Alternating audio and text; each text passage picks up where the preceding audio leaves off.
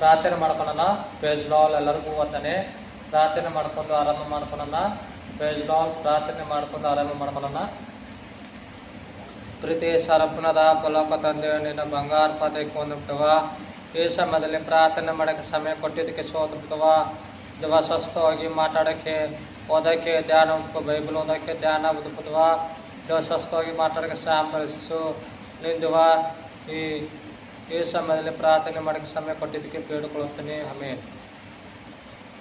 ನೋಡಿ, ವಾಕ್ಯದಲ್ಲಿ ಏನಂತ ಬರೆದಿದೆ ಅಂದರೆ, ಯವನ ಪುಸ್ತಕ ಯಾಕೋಬು ಪತ್ರಿಕೆ 5:14. ಇನ್ನು ಯಾರು ಒಬ್ರೊಬ್ರು ಶ್ರಮಿಸ್ತಾರೋ ಸ್ವಸ್ಥತ ಮಾಡ್ತಾನಂತ ದೇವರು. ಸ್ವಸ್ಥತ ಮಾಡ್ತಾನಂತ್ರಿ. ನೀವು ಪ್ರಾರ್ಥನೆ ಮಾಡಿದ್ದು ಅವ್ನು ಯಾರು ನೀತಿವಂತ ಇರ್ತಾರೆ ನೋಡ್ರಿ, ಯಾರು ನೀತಿವಂತಲು ಸ್ವಸ್ಥತ ಆಗುತ್ತಂತ್ರಿ. ನೋಡಿ, ಸ್ವಸ್ಥತ.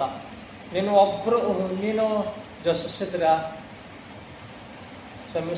ಶ್ರಮಿಸಿದ್ರೆ ನಿನ್ನ ರೋಗಗಳು ಸ್ವಸ್ಥತ ಆಗುತ್ತಂತ್ರಿ. ಸ್ವಸ್ಥತ ಆಗುತ್ತೆ. ಲೋಕದಲ್ಲಿ ಯಾರು ಶ್ರಮಿಸಲ್ಲ. ಯಾರು ಶ್ರಮಿಸಲ್ಲ. ನೀತಿವಂತರು ಪ್ರಾರ್ಥನೆ ಮಾಡ್ತಾರೋ ಅವ್ರ ಸಂಬಂಧ ಸ್ವಸ್ಥತ ಆಗುತ್ತಂತ್ರಿ. ನೀನು ಅಪ್ಪ ಸ್ವಸ್ಥತ ಮಾಡು ನಿನ್ನಲ್ಲಿ ಕಕ್ಷ ಸಿಟ್ಟು, ಅವ್ರ